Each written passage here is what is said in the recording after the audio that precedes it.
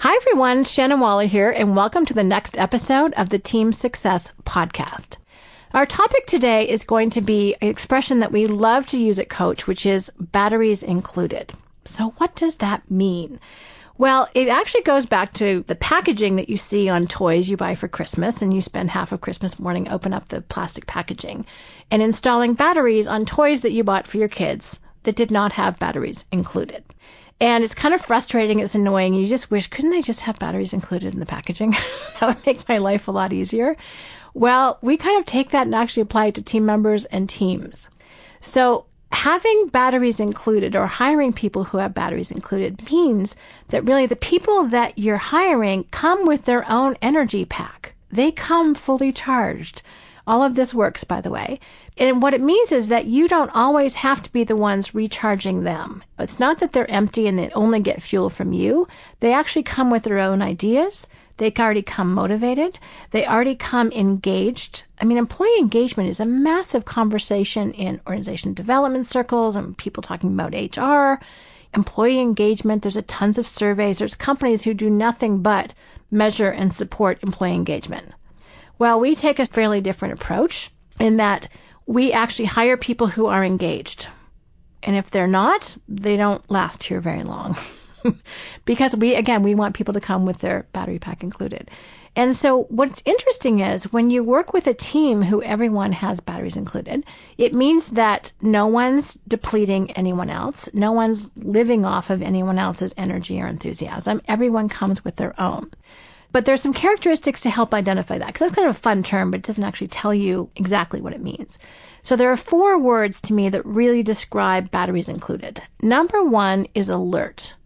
When someone is alert, literally they are paying attention. Their eyes are open. They're looking around. They don't have their head down. They're not half asleep. They're awake. Awake is good. So when someone's alert, they're paying attention, and they're paying attention to things that they need to be paying attention to. So that's the first one. The next is that they are actually curious. They want to know more about the things that they've observed. So they're like, okay, well, why do we do things that way? Or why is someone saying that? Or, I wonder what that piece of data means. I wonder how it correlates with something else. I wonder if we could analyze things a little bit differently. What if we tweak this marketing message? So they're asking themselves questions. That's really what being curious looks like. If I'm in a lot of conversations with people and they never ask questions, I get a little nervous because I think they're not very curious. I'm like, this is kind of an interesting topic. How come you don't want to know more about it? Now, maybe that they're super quiet and introverted or shy, and I need to ask them differently, or maybe it comes through on email or in writing. I don't give up on them immediately, but I do kind of wonder. It's like, you know what? If you're engaged, I think you'd want to have a couple questions in your back pocket. So curious is something I actively look for. Now, the next one is responsive. So not only is someone alert to what's going on and they're curious and they want to know more, but they're responsive so that when you ask them something about it, they're like, yes, let's take action on that. They don't ignore you. They're not passive. They're responsive. They're able to respond. So a lot of that to me means taking action. So responsive means that they're like, okay, yes, we can do this, or okay, we can do it if this and this are true, or if we change the time frame. They'll let you know the parameters of success, and they'll share their wisdom, they'll share their experience, they will share their talents, they'll share their thinking with you to let you know how you can move this particular project ahead. And again, this works through all levels of the organization. I hear a lot of team members who get frustrated with conversations they have with their team leaders or entrepreneurs because that person doesn't seem very responsive to them. Well, that's just as frustrating as the other way around. So this works both ways. And the last one is one of my favorite words, as some people know, which is resourceful. So we have alert, curious, responsive, and resourceful. Now, resourceful means not getting stopped.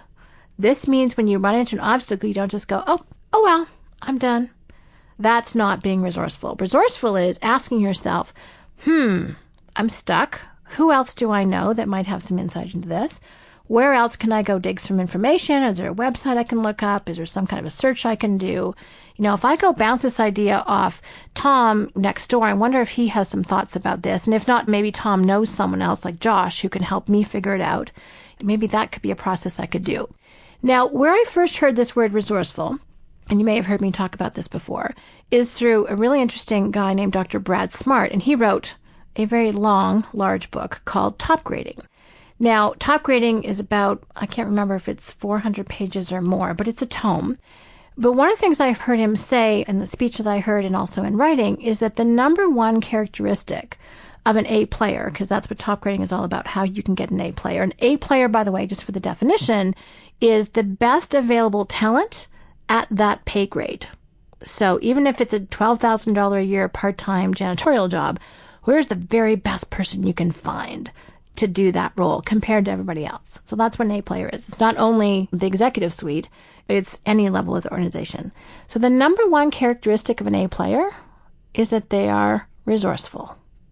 Well, since last time I checked, I wanted to be an A player. I took that as coaching.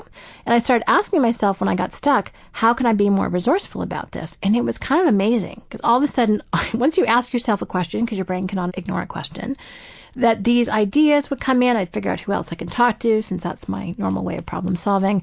I'd figure out how I could go get the information another way. And then I would cause a breakthrough, whereas before there'd been something where I got stuck.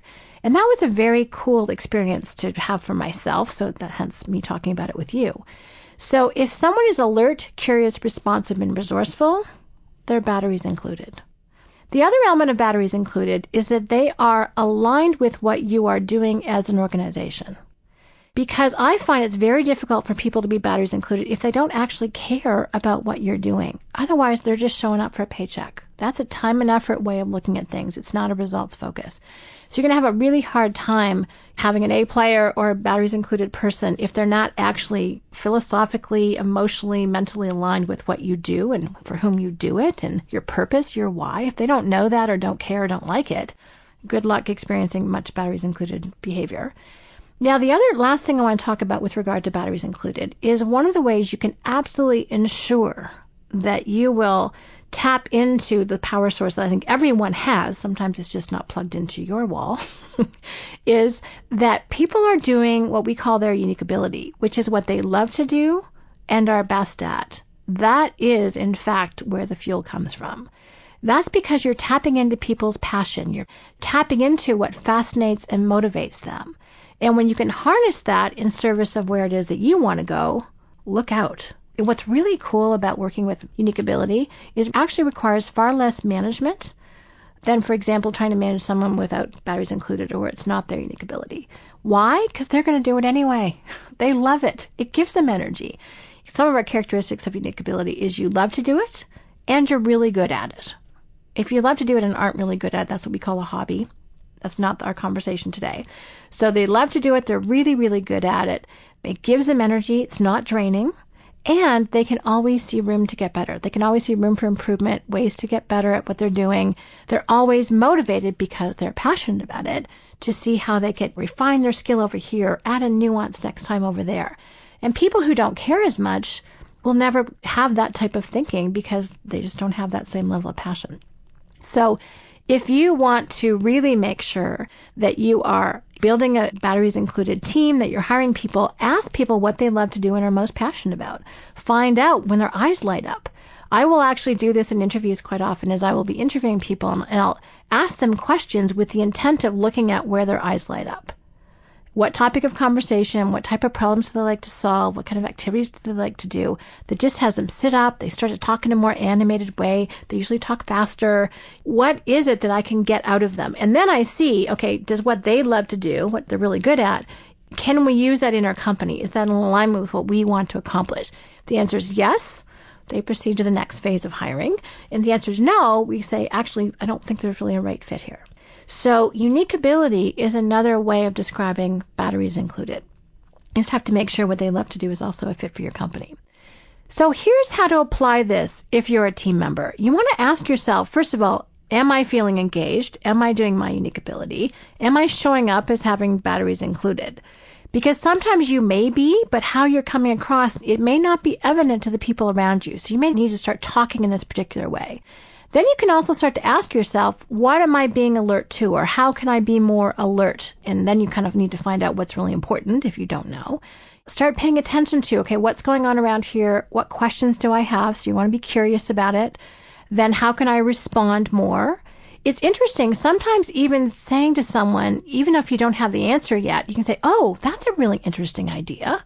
When you're hearing something new and completely novel that terrifies you, you go, I need to think about that. That's a really interesting idea. You haven't made a sour face. You haven't shut the idea down. You've simply said, and by the way, you said interesting, which doesn't commit you to a thing. All it does is say that you're engaged in the idea. And then that whole responding and being resourceful, that is such a powerful personal coaching question. Ask yourself, how can I be more resourceful when you get stuck? And if you think about it, all of us have access to incredible number of resources. You have access to great intelligence. You've got access to people. You've got access to technology. We are in one of the most abundant phases of humanity with technology and with entrepreneurism and with just amazing amounts of new things being created every single day by people who, frankly, are resourceful because they see a gap. They see something missing. They're like, I'm going to fill that. Well, you can do that too. You can fill in gaps of thinking, gaps of research, gaps of analysis, gaps of planning, gaps of innovations, gaps of quality. All of us have capability to actually fill in those gaps for other people. So I want to charge you with taking action. I want to charge you with being batteries included. And as always, here's to your team success. And thanks for listening. Have a great day.